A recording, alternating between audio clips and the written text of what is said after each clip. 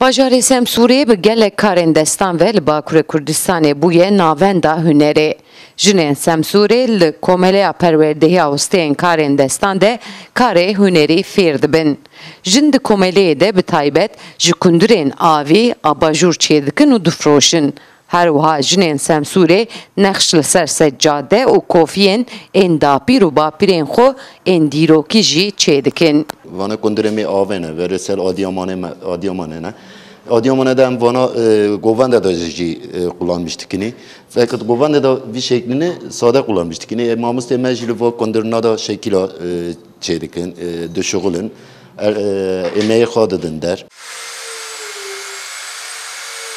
Hostê mêr ên jinên karkeran dibêje her jin bi derfetên xwe yên taybet ev kara dimeşîne. Sermayeyê wan tu kesek nade. Mesrefa xwe ji bêrka xwe dikin. Qezenca ku ji firotina kundirên avî ên hatiye xemlandin bi dest dixin jî mala xwe xwedî dikin. Hevalê me dikin sergiya da ev dikin difroşin. Pê malzemeyê xwe tespît dikin. Çünkü vana nefroşin dikin malzeme bikirin. Malum vana difroşin pê malzemeyê xwe dikirin.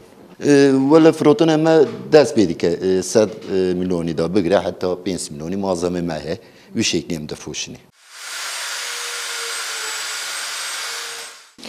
Jinên Semsûrê di vê komeleyê de xemlandina kundirên avî hem dikin, di destê wan da matkap heye, aliyekê kundirên xemlandinê çêdikin.